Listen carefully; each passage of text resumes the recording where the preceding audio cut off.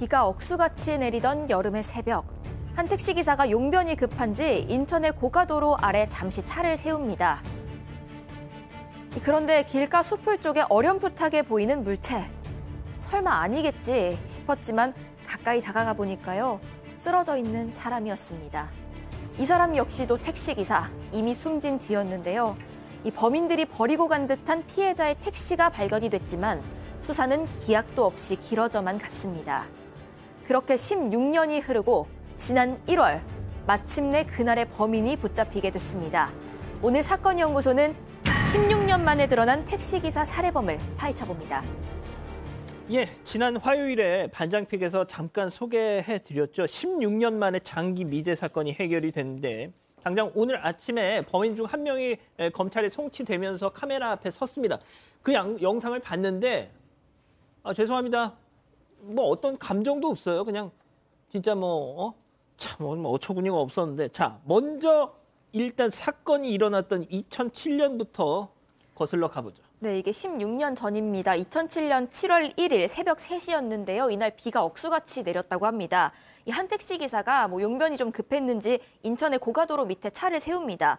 이곳이 인천 남동구 남촌동의 이 제2경인고속도로 고가 밑인데요. 인천시청이랑 이 남동공단을 연결하는 왕복 8차로 구간이라고 합니다. 그렇다 보니까 차들만 빠른 속도로 달려가고 인적은 거의 없는 그런 곳이었습니다. 굴다리 수풀 쪽으로 이 택시기사가 걸어갔는데 길가에 사람이 쓰러진 걸 보고 경찰에 신고를 하게 됩니다. 그 쓰러진 사람은 43살, 역시도 개인 택시 운전기사였고요. 이 살해된 것이 확실해 보이는 정황이 있었습니다. 자, 일단 강도 살인 추정할 수밖에 없는데 발견 당시에 어떤 상태였던? 자, 오른손에 이제 노끈 같은 게 이제 있고요. 흉기에 찔린 모습이 지금 보였는데 좀 놀랍게도 택시 기사는 맞아요. 택시 기사인 걸 확인했는데 택시 기사면 택시가 주위에 있어야 되는데 그렇죠. 택시가 없었던 거예요. 그러니까 택시 기사는 맞는데 이 택시를 어디서 내리는지 모르겠고 그래서 또 이 위치 자체가 이 새벽에 걸어서 올 만한 위치도 아니기 때문에 그게 조금 이상했는데 그래서 만약에 여기가 범행 장소일 수도 있고 또 아니면 딴 데서 범행을 하고 여기 버릴 수도 유기를 했을 가능성이 있기 때문에 가장 중요한 거는 택시가 어디 있는지 확인하는 게 가장 중요한 거고요. 그렇게 택시를 확인하고 있는 그런 상황에서 1시간쯤 지났는데 또 다른 경찰 신고가 들어오게 됩니다. 혹시 택시를 찾은 건가요? 네, 맞습니다. 아까 그 사진. 예. 그러니까 피해자가 숨져 있는 피해자를 발견하고 1시간 정도 지나서 한 새벽 4시 10분경에 이 피해자 시신이 발견된 곳에서 2.8km 떨어진 주택가에서 아니 이거 세워져 있는 택시에서 연기가 납니다라고 지나가던 행인이 신고를 한 거예요. 택시는 세워져 있는데 경적이 울리고 전조등이 깜빡이고 있고 뒷좌석은 연기가 나니까 수상하지 않습니까? 예. 가서 보니까 택시가 맞고요. 피해자의 택시가 이 외관은 보시는 것처럼 멀쩡했었는데 뒷좌석이 모두 탔던 그런 상황이었습니다. 자, 그러면 정리를 하면 기사를 살해하고 고속도로 걸어서 갈 수 있는 곳이 아니잖아요. 고속도로 고가 밑에다가 유기를 하고 차는 저렇게 멀찍이 떨어진 곳에다가 세워놓은 다음에 불을 지르고. 자, 그러면 교수님 이거 왜 저렇게 한 겁니까 저거? 경찰은 이제 수사를 하면서 결론적으로 전형적인 택시 강도 살인이라고 이제 결론을 내렸습니다. 그 이유는 이 버려진 택시하고 또 이제 피해자 소지품을 보니까 이 택시 기사의 그 어떤 신분증, 현금이 들어있는 그 지갑이 없어졌어요. 거기에다가 택시 안에 동전 하나 남기지 않고 다 가져갔다라고 하는 것은 이건 아주 전형적인 그 강도의 행각인데 다만 이제 눈에 띄지 않는 운전석 그 문 쪽에 있는 거기에는 1,000원짜리 뭉칫돈은 그대로 놔뒀는데 아마 이제 급하니까 그것을 발견을 하지 못한 것 같아요. 따라서 경찰은 승객을 가장한 강도에게 이분이 당한 것으로 그렇게 판단하는데 택시 타고 오다가 택시기사를 살해하고 고가도로 밑에 시신을 유기하고 차량은 골목길에 버리고 그런데 아까도 나왔습니다만 이들이 뺏은 돈이 현금 6만 원이거든요. 결과적으로 6만 원 가져가려고 한 사람의 생명을 앗아갔다는 것이니까 정말 허탈한 그런 사건입니다. 양 변호사님, 요즘 택시 기사들 저희가 이런 블랙박스 영상 많이 보여드리지만 기사님들 상대로 폭행은 할지언정 요즘에는 다 카드로 그냥 계산을 하니까 현금 안 가지고 다니시잖아요. 네. 그러니까 저런 범죄는 요즘에는 없는데 요즘 좀 드물죠. 저 때는 다 이게 진짜 현금을 많이 갖고 계셨잖아요. 사실 과거에는 택시 강도가 흔했던 이유가 말씀하신 것처럼 현금도 많이 있었고 심야에 외진 곳으로 이 택시가 갈 경우에는 택시 기사분 입장에서는 가자고 하는데 손님이 가자고 하는데 안 갈 수도 없는데 그렇죠. 가끔 이렇게 변을 당하는 경우가 실제로 있었거든요. 그래서 그때 그렇다 하더라도 사람의 목숨을 빼앗는 일까지 흔하지는 않았기 때문에 경찰에서도 32명의 형사로 전담반을 꾸려서 수사에 착수를 했습니다. 숨진 기사 주변에서 이 손목을 묶었던 끈, 담배꽁초, 혈흔까지 다 수거해서 국과수에 분석을 의뢰를 했는데 단서를 찾기가 굉장히 어려웠어요. 그러니까 지금 뭐 유전자도 있고 다 나왔을 거 아니에요. 예. 그래서 그 택시에 탔던 다른 승객들의 흔적들도 남아있을 거니까 다 대조를 해봤는데 나오는 게 없었다는 거고요. 심지어 조금이라도 수상쩍은 차량을 무려 6천여 대를 용의 차량으로 놓고 수사를 했는데 거기서도 아무것도 안 나왔고 주변에 있는 876세대를 탐문을 했는데도 불구하고 별다른 단서가 나오지 않았습니다. 진짜 저희가 이제 이 사건 연구소에서 과거 사건들 이렇게 리뷰를 해서 소개해드리지만, 야 그때 정말 CCTV가 저렇게 막 드물게 있었던 때는 정말 뭐 요즘도 뭐 형사님들 고생하시지만 진짜 저 때는 발로 뛸 수밖에 없었겠다. 예? 네, 그래서 이 당시 수사할 때도요, 이 주변인들 증언 듣고 이렇게 탐문 수사를 하면서 이 피해자가 숨지기 직전까지의 동선은 파악이 됐습니다.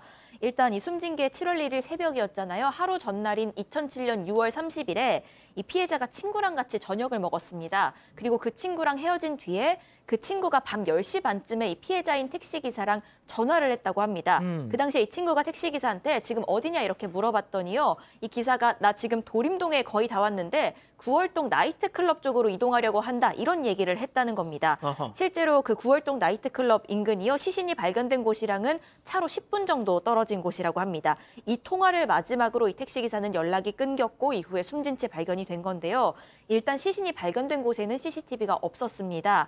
하지만 지금 CCTV 화면이 하나 나오고 있는데 이곳은 택시를 버린 곳입니다. 예. 여기에서 이 불 지르고 미리 준비한 차량 타고 도주하고 그런 모습까지는 잡혔습니다. 하지만 도주 경로까지는 파악이 안 됐던 겁니다. 2인조였군요. 맞습니다. 지금이야 택시마다 블랙박스도 있고 또 CCTV도 곳곳에 설치가 돼 있지만요. 당시만 해도 그렇지가 않아서 그렇죠. 당시에는 성과가 없이 수사가 끝나면서 이 사건은 그렇게 미제로 남게 됐습니다. 야, 저렇게 도주하는 저 영상을 보면 정말 재빠르게 도망을 가는데, 자, 영상을 보니 일단 2명.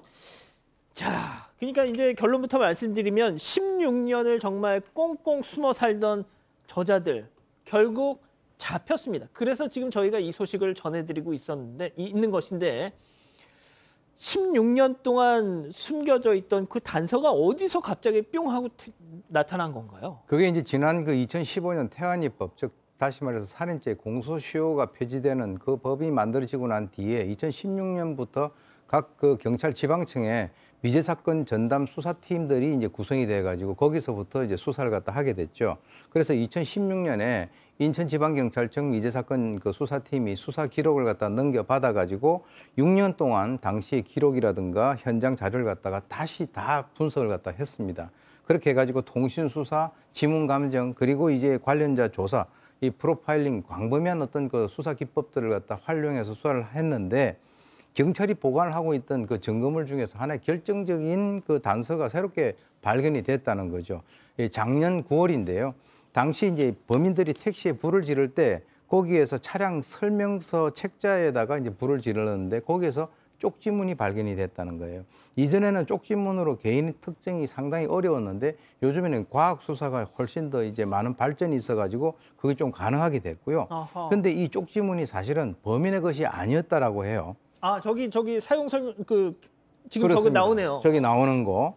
그렇지만 지금 어떤 연계고리가 있었다라고 하는 것은 아직 경찰에서 정확히 발표는 하지 않아서 그거는 이제 그 말씀을 드릴 수 없지만 이를 토대로 본격적으로 수사망을 좁혀서 올해 초에 범인 2명을 순차적으로 검거를 하게 된 거죠.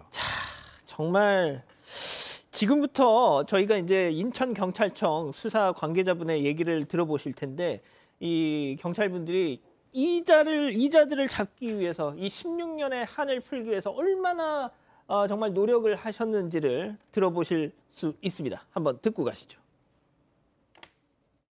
처음에 92,000여 대를 수를 했고요, 자료를. 그러고 그중에서 이제 계속 압축을 해서 한 990여 대를 압축을 했고, 기법이라는 이제 뭐 씨앗이 자꾸 개발이 되잖아요, 발전하고. 그러면서 저희가 계속해서 그 감정을 올렸는데, 나중에서야 이제 그게 나온 거예요. 이제 과거에 안 나왔더라도 이제 뭐 그런 게 발전하면서 이제 나올 수도 있고 하기 때문에 우리가 증거물은 다 계속 보관하고 있죠. 자, 박 변호사님, 네. 진짜 아무리 과학 수사 뭐라고 해도 들으셨잖아요. 92,000여 대를 추출하고 거기서 또 계속 압축해서 990대. 결국은 또 이렇게 노력을 해야 돼요. 그렇죠. 사실은 제가 이제 아는 형사나 이런 하는 분들 얘기를 들어보면 정말 밤새도록 맨날 며칠을 그 기약 없는 싸움을 한다는 거예요. 그러니까 과학이나 뭐 이 시약이라든지 이런 게 발전한 건 맞지만 결국 확인하는 건 사람이 해야 되는 거거든요. 그렇죠. 그러니까 끝날 때까지 끝난 게 아니라 계속 찾고 찾아낸 겁니다, 사실은. 그래서 그 시약을 바탕으로 해서 지문을 찾아내고 그래서 이제 두 사람을 이제 확인을 한 건데요. 순차적으로 검거를 했습니다. 첫 번째 한 명을 붙잡았을 때는 이제 경기도에서 검거를 했는데 기억이 없다면서 완강하게 혐의를 부인했고요. 두 번째 이제 잡힌 범인이 본인이 자백을 합니다. 금품 감취할 목적으로 범행 저질렀다고 시인했고요. 이 두 사람은 구치소에서 만나가지고 이렇게 공모를 나중에 하게 됐다라고 밝혀졌습니다. 자, 그런데 말이죠. 사람을 살해하고 16년 동안이나 정말 뭐 꼭 숨어 있었고. 자, 그런데 저들의 신상에 대해선 양 변호사님 저희는 조금도 아는 게 없습니다. 그리고 앞으로도 알기가 어려울 것 같습니다. 어제 두 번째로 잡힌 범인에 대한 신상공개 심의위원회가 열렸거든요. 자, 피해자 방어권 보장의 필요성이 있다라는 이유로 공개를 안 하기로 그렇게 결정을 했고요. 이 사실 둘이었잖아요. 한 사람은 이미 1월에 잡혀서 구속 기소가 됐습니다. 그리고 그때는 사건이 언론을 통해서 안 알려져서인지 아예 신상공개 심의위원회 자체가 열리지 않았거든요. 그러니까 이번에 어제 열린 심의회에서는 야, 둘 중에 하나는 아예 신상공개 심의위원회 자체도 안 열렸는데 이 두 번째 잡힌 사람만 또 공개하는 것도 마땅치 않다라고 해서 결국에는 그래서 둘 다 못 보게 됐어요. 아니 그러면 먼저 잡힌 사람도 까고 같이 까면 되잖아요. 먼저 잡힌 사람은 이미 이게 신상공개 심의위원회가 제가 여러 번 이 문제도 지적하는데 경찰 단계에서 하다 보니까 먼저 잡힌 1월에 잡힌 자는 이미 검찰로 넘어가서 그 단계를 지나버린 거죠. 자, 피의자의 방어권 보장. 예, 그 보도 보셨죠? 최근에 세금 추징당한 연예인들, 일반인들 신상 낱낱이 공개가 됐잖아요. 국세청에서. 사람을 죽인 살인자, 그것도 16년 동안 숨죽여 살던 이런 정말 악질 살인자들의 방어권은 저렇게 보장이 됩니다. 오해하지 마세요. 제가 세금 안 낸 사람들, 그 사람들의 신상을 보호하자고 드리는 말씀이 아니라 이게 좀 어처구니 없지 않으세요, 교수님? 저는 이제 이 16년 전에 살해당한 그 택시 기사도 아마 한 집안의 가장일 텐데 가장이 저렇게 살해당함으로써 어떻게 보면 그 집안이 가정 파괴가 됐다라고 저는 이제 그렇게 보는데요. 이 피의자의 방어권 보장하고 이제 신상 공개하고 구체적으로 어떤 연관관계가 있는지 뭐 저도 이제 신상공개위원회에 들어가 봐서 알긴 압니다만 그래서 좀 이해하기가 좀 힘들고요. 만약에 이제 법이 예를 들어서 경찰 단계에서 신상공개하는 것이 저것이 좀 하자가 있다라고 하면 그걸 보완을 해서 광범위하게 예컨대 뭐 검찰 단계로 간 상황에서도 아까 우리 앵커께서 얘기하시던 포괄적으로 또 다른 범죄가 있다면 그것을 같이 해서 신상 공개를 갖다가 하는 것이 필요하다라고 하는데 저는 개인적으로는 사실 살인 그 사건에 있어서의 결정적인 어떤 증거라든가 이런 것들이 있다면 앞으로 이 살인 사건 같은 경우는 신상공개위원회를 갖다가 거치지 않고 일률적으로 전부 다 공개를 하는 그런 방법도 있지 않는가. 앞으로 많은 그 제도적인 발전이 뒤따르기를 바랍니다. 참 이거 진짜 이 얘기를 언제까지 계속 해야 되는지 모르겠습니다. 자, 오늘 사건연구소 뭐가 됐든 장기 미제 사건이 해결이 됐으니까 그래도 다행입니다. 아직 안 끝났습니다. 이거 눌러주세요.